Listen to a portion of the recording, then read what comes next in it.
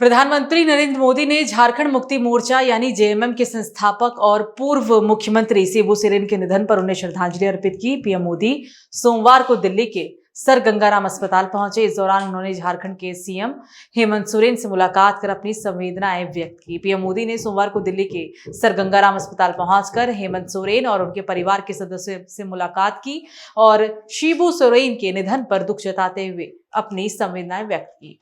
PM ने social media platform x पर share करते हुए लिखा, शिबू सोरेन को श्रद्धांजलि देने सर गंगाराम अस्पताल गया। इस दौरान उनके परिवार से भी मुलाकात हुई। मेरी संवेदनाएं हेमंत सोरेन, कल्पना सोरेन और शिबू सोरेन के सभी प्रशंसकों के साथ है। तो श्रद्धा और भक्ति के साथ श्रीनगर से पवित्र अमरनाथ गुफा के लिए अंतिम यात्रा पर रवाना हो गई। ये यात्रा श्रावण पूर्णिमा को होती है और अमरनाथ यात्रा का औपचारिक समापन भी हो जाता है। महंत दीपेंद्र गिरी की अगुवाई में छड़ी मुबारक को पारंपरिक विधियों के साथ श्रीनगर के शंकराचार्य मंदिर से रवाना किया गया। ये यात्रा पहलगाम और चंदनवाड़ी होते हुए हिमालय की ऊंचाइयों पर स्थित अमरनाथ गुफा तक जाएगी। अमरेश्वर मंदिर से हम शिव और शक्ति स्वरूपनी शटिकाओं को लेकर मुख्य यात्रा के लिए प्रस्थान कर रहे हैं। आज दशमी का दिन है और दशमी और एकादशी की रात्रि हम पहलगाम पड़ाव करेंगे। द्वादशी की रात्रि जो कि 6 अगस्त को है, हम चंदनवाड़ी विश्राम करेंगे रात्रि। उसके बाद 7 अगस्त शेषनाग, 8 अगस्त पंचतरणी और अंततः 9 अगस्त जो कि श्रावण पूर्णिमा का दिन है, मुख्य दर्शन का दिन है, जिसका महात्म्य हमारे शास्त्रों में उसका वर्णन है।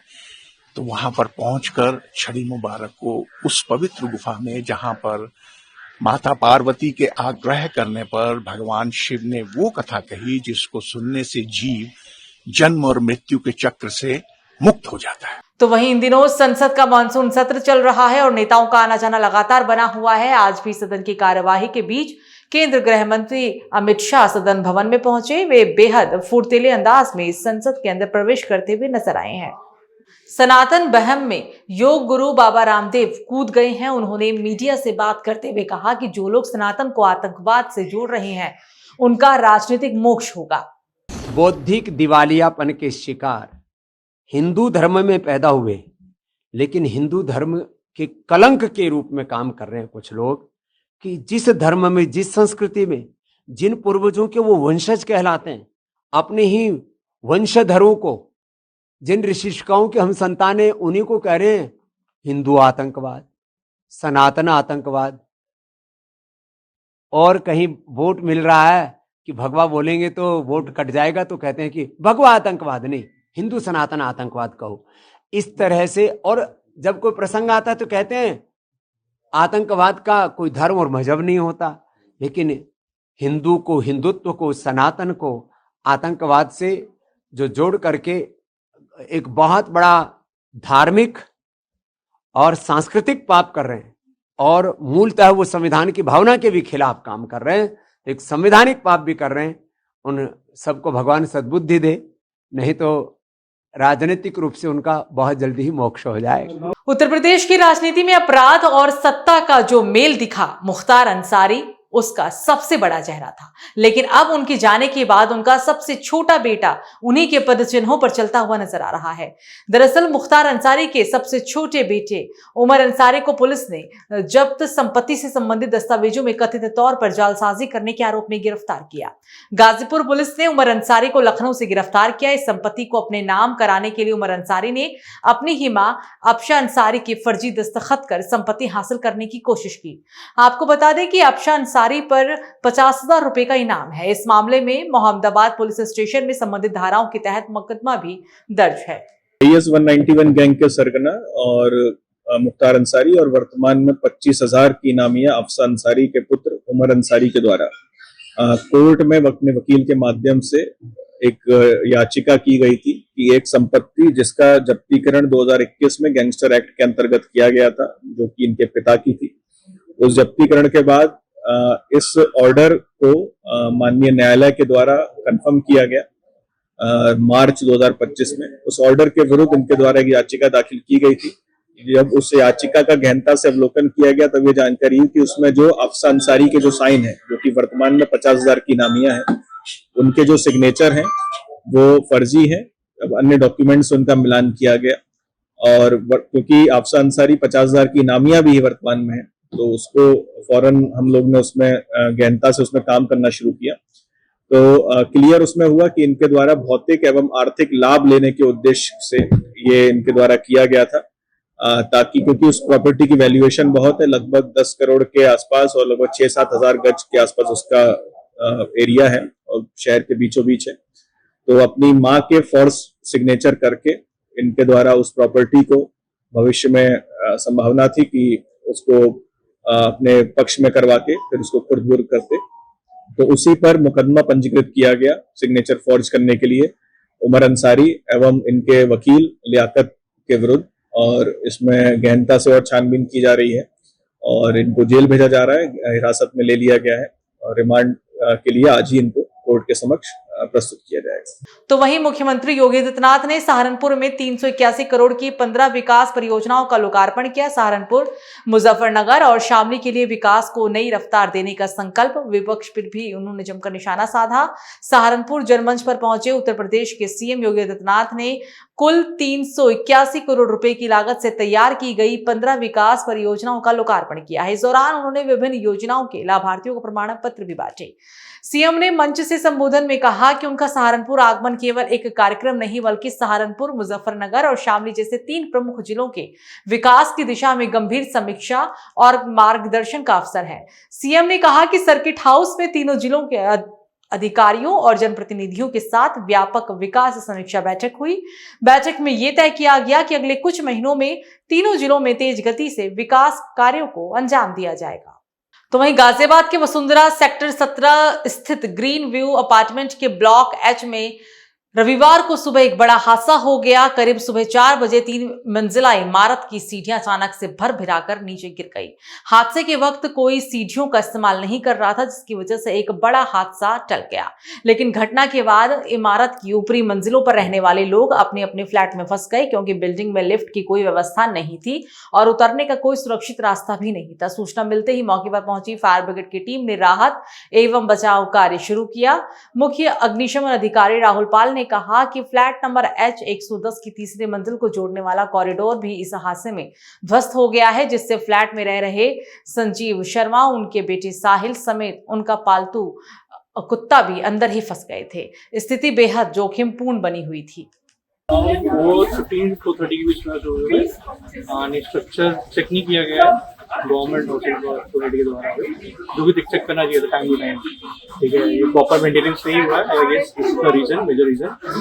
बाकी नीचे तो मेन कंसर्न था यहाँ पे कि वो चेक कर लेते पहले टाइम टू टाइम, तो ऐसा होता नहीं कि हर क्वार्टरली बेसिस पे हर 5 मंथ्स में चेक किया जाए, तो ऐसे दिक्कतें नहीं आएंगी। अब बाकी स्ट्रक्चर्स भी देखेंगे आसपास के ब्लॉक्स पे, तो वहाँ पे भी कुछ ना कुछ वहाँ पे क्रैक्स आ रहे हैं, तो टाइम टू टाइम अगर चेक किया है तो टच छूट भी है, ये मेजर कंसर्न। तो वहीं सिद्धार्थनगर में राप्ती नदी के सेतु के बीम में आई दरार को जिलाधिकारी ने संज्ञान लिया। तिरस्तेर टीम से कराई गई जांच में भारी वाहनों के आगमन पर को डायवर्जन करने की बात भी कही गई। बस्ती से डुमरियागंज को आने वाले भारी वाहनों का डायवर्जन तत्काल प्रभाव से प्रभारी करने की आदेश दे दिए गए हैं। जिलाधिकारी डॉक्टर राजा गणपति ने पत्र के माध्यम से इस बात की जानकारी दी है। अगली खबर भी सिद्धार्थनगर से ही, जहां बिहार से काम करने आई महिला का शव निर्माणाधीन लाइब्रेरी में जमीन में दफनाया हुआ मिला, जिसके बाद इलाके में सनसनी फैल गई। शोहरतगढ़ नगर वार्ड नंबर 4 दशरथ नगर में बन रही थी लाइब्रेरी में मिला शव। मृतका की पहचान 25 वर्ष नींबू मलिक पत्नी शिव कुमार निवासी रामनगर बिहार के रूप में हुई है। महिला के चेहरे और गले पर चोट के निशान है। फिलहाल पुलिस हत्या की आशंका जता रही है। नगरवासियों की सूचना पर मौके पर पहुंची पुलिस और फॉरेंसिक टीम। सूचना मिलते ही अपर पुलिस अधीक्षक प्रशांत कुमार, सीओ शोहरतगढ़ और एसडीएम राहुल सिंह मौके पर पहुंचे। पुलिस मामले की गहन जांच पड़ताल में जुटी हुई है। तो वहीं कन्नौज में मोबाइल टावर पर चढ़ा नशे में धुत युवक, कई घंटों से चढ़े युवक को उतारने में पुलिस नाकाम रही। टावर पर चढ़ा युवक पुलिस पर कई गंभीर आरोप लगाता रहा। बाइक, मोबाइल और रुपए छीनने का पुलिस पर आरोप लगाया। नशेड़ी युवक के हाई वोल्टेज ड्रामे के चलते टावर के आसपास भीड़ जमा हो गई। छपरामऊ कोतवाली क्षेत्र के फर्रुखाबाद चौराहे का ये पूरा मामला है। तो वहीं बिजनौर में पेड़ गिरने का वीडियो सोशल मीडिया पर तेजी से वायरल हो रहा है। किशतपुर थाने के बाहर मेन गेट के पास खड़ा एक विशाल बरगद का पेड़ गिरा। बरसों पुराना पेड़ गिरने से मौके पर अफरा तफरी मच गई। बीती रात से पड़ रही बारिश के कारण जड़ सहित उखड़ गया था पेड़ के पास खड़े पुलिसकर्मी और लोगों ने वहां से भागकर अपनी जान बचाई है। गनीमत रही बारिश के चलते पेड़ के नीचे कोई बैठा नहीं था। किरतपुर थाने के बाहर का ये मामला है। तो वहीं कन्नौज में कानपुर के अरोल में ट्रक ने कावड़ियों के टक्कर मार दी। हादसे में घायल हुए 2 कावड़िए अस्पताल ले जाए गए। एक को डॉक्टर ने मृत घोषित कर दिया। एक की हालत काफी चिंताजनक बनी हुई है, जिसके बाद उसे हायर सेंटर रेफर किया गया है। कावड़ियों को लेकर आई अरोल थाना पुलिस ने कार्यवाही शुरू कर दी है। कन्नौज के भूल भुलियारपुर के बताए जा रहे हैं कावड़िए।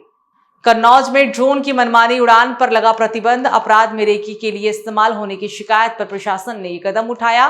कलेक्ट्रेट में ड्रोन उड़ाने के नियमों को लेकर बैठक हुई। एसपी विनोद कुमार बोले, ड्रोन उड़ाने के लिए डिजिटल स्काई पर रजिस्ट्रेशन जरूरी। रेड, येलो और ग्रीन जोन के आधार पर मिलेगी ड्रोन उड़ाने की अनुमति। ड्रोन उड़ाने वाले पायलट को भी लेनी होगी विशेष ट्रेनिंग। बिना अनुमति ड्रोन उड़ाने पर अब होगी जेल।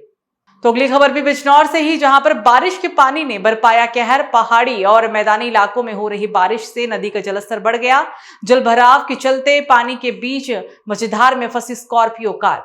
नदी के रपटे में कार फंसने से कार सवारों में अफरा तफरी मच गई। जान जोखिम में डालकर कार को पानी के बीच से निकालकर राहत की सांस ली। नजीबाबाद इलाके की माला नदी के पास ये घटना हुई थी। तो अगली खबर भी बिजनौर से ही, जहां पर सावन के खुशनुमा यादगार आखिरी सोमवार को भी श्रद्धालुओं की आस्था को देर रात से पड़ रही बारिश भी नहीं रोक पाई है। बिजनौर के शिवालयों में भक्ति की भारी भीड़ देखने को मिली। सुबह सवेरे से ही श्रद्धालु जल कुंभों के साथ हर हर महादेव की जय घोष करते हुए मंदिरों की ओर बढ़ते रहे। धामपुर में सनातन धर्म सभा शिव मंदिर, श्री राम मंदिर, आश्रम पंचायती, बड़ा शिव मंदिर, देव मंदिर, अनंत श्री शिव शक्ति पीठ एवं संस्कारशाला में शिव भक्तों की विधिवत जलाभिषेक कर सुख समृद्धि की प्रार्थना करते हुए नजर आए। तो आज सावन का आखिरी सोमवार है। शिव भक्तों में भोले शिव का जलाभिषेक करने के लिए भारी भीड़ उमड़ रही है। आधी रात के बाद से ही हरिद्वार के तमाम शिवालयों में भक्तों की भारी भीड़ जुटनी शुरू हो गई थी, जबकि देर रात से लगातार हो रही बारिश के चलते जो सुबह से ही मंदिरों में भारी संख्या में श्रद्धालु मंदिर में पहुंचने शुरू हो गए। मान्यता है कि आज भगवान का दक्षिणाग्नि कनखल में वास समाप्त हो गया और वे आज कैलाश लौट जाएंगे। और यही कारण है कि आज के दिन हर कोई भोले को प्रसन्न करने के लिए जलाभिषेक करता है और अगले वर्ष दोबारा आने की मनोकामना के साथ विदा भी करता है। तो वहीं हरिद्वार में लगातार सुबह से तेज बारिश हो रही है। अक्सर रानीपुर मोड़ और कई स्थान पर जलमग्न हो जाता है। इस बार जिलाधिकारी मयूर दीक्षित ने अधिकारियों को सख्त निर्देश दिए। SHAE की पेट्रोलिंग टीम NH 334 पर विभिन्न स्थानों पर सड़कों से पानी निकासी कार्य करती हुई नजर आ रही है। आपको बता दें कि चंद्राचार्य चौक पर वर्षा जल निकासी के लिए बारिश में भी मुस्तैदी से काम करती हुई टीम दिखाई दे रही है। तो अगली खबर भी हरिद्वार से ही, जहां पर अस्पताल में डिलीवरी के दौरान 2 महिलाओं की मौत हो गई। लापरवाही का गंभीर आरोप लगाकर परिजनों ने जमकर हंगामा किया। हरिद्वार के बहादुराबाद थाना क्षेत्र में मां गंगा मैटरनिटी एंड IKS अस्पताल में डिलीवरी के दौरान 2 महिलाओं की मौत हो गई। इस दर्दनाक घटना के बाद गुस्साए परिजनों ने अस्पताल में जमकर हंगामा किया। परिजनों का आरोप है कि डॉक्टरों की लापरवाही के चलते दोनों महिला की जान गई थी। मृतकों के शव अस्पताल में ही रखकर परिजन न्याय की मांग करते हुए लगातार प्रदर्शन करते हुए नजर आए। स्थिति बिगड़ती देख मौके पर बहादुराबाद थाना समेत आसपास के कई थानों की पुलिस टीम मौके पर पहुंची और परिजनों को समझाने का प्रयास किया। हालांकि इस बीच राहत की बात यह रही कि दोनों महिलाओं के नवजात बच्चे पूरी तरह से सुरक्षित हैं। फिलहाल पुलिस मामले की जांच कर रही है और अस्पताल प्रशासन से भी जवाब तलबी की जा रही है। तो हरिद्वार के सैनी आश्रम के संचालन को लेकर 2 गुटों में विवाद जारी है। मंगलवार को एक गुट से जुड़े लोगों ने ज्वालापुर स्थित निजी बैंकेट हॉल में बैठक की। सैनी आश्रम बचाओ संघर्ष समिति के बैनर तले आयोजित बैठक में बड़ी संख्या में सैनी समाज के लोग शामिल हुए। यूपी के पूर्व कैबिनेट मंत्री साहब सिंह सैनी समेत सहारनपुर, मुजफ्फरनगर और हरिद्वार जिले के कई गांव से आए सैनी समाज के लोगों ने कार्यक्रम को समर्थन भी किया। बैठक में सैनी आश्रम के संचालन को लेकर कई प्रस्ताव पास किए गए। हालांकि पूर्व में भी मारपीट को देखते हुए पुलिस प्रशासन ने सुरक्षा के पुख्ता इंतजाम किए हुए थे और सैनी आश्रम जा रहे लोगों को बैरिकेड्स लगाकर रोका। सैनी आश्रम बचाओ संघर्ष समिति के संरक्षण मनोज सैनी ने आरोप लगाया कि कुछ लोग सैनी आश्रम की संपत्ति को खुर्द-बुर्द करना चाहते हैं, जिसे वो बिल्कुल भी बर्दाश्त नहीं करेंगे। सैनी सभा के अध्यक्ष आदेश सैनी सम्राट ने सभी आरोपों को निराधार बताया है। ये देखिए, समाज के लोग हमारे बहुत शिक्षित हैं, बहुत समझदार लोग हैं। ये जो अनभिज्ञता फैला रहे हैं, अफवाहें फैला रहे हैं, वो समाज के लोगों ने देख भी लिया होगा। ये हवा उड़ा रहे थे कि 10,000 आदमी आएंगे, 1 लाख आदमी आएंगे। वहाँ 400 आदमी भी नहीं थे। और समाज के लोग देखने आए, हम मानते हैं, सुनने आए उनकी बात। जिस तरह की अफवाहें उन्होंने फैलाई है कि आश्रम बेच लिया, कब्जा कर लिया, वो कर लिया, ये तो आप लोग देख रहे हैं। आश्रम पर तो कोई कब्जा नहीं है, आश्रम तो ठीक है। संघर्ष समिति की बात कर रहे हैं, संघर्ष समिति का जरूरत क्या है? संघर्ष किसके लिए कर रहे हैं? यहाँ जब हमारे समाज के लोग चुनाव लड़ते हैं उस समय आओ ना, संघर्ष करो, महापंचायत लाओ, इस तरह इकट्ठे होकर 7 दोस्त का विधायक बनाओ, सांसद बनाओ। हाँ, प्रशासन ने पिछली बार देखा था कि इन्होंने 6 तारीख में जो यहाँ पे ये गैर समाज के लोग लेकर आए थे, भीम आर्मी, किसान यूनियन के लोग, उन्होंने यहाँ पे हुड़दंग किया था, मारपीट की थी, तोड़फोड़ की।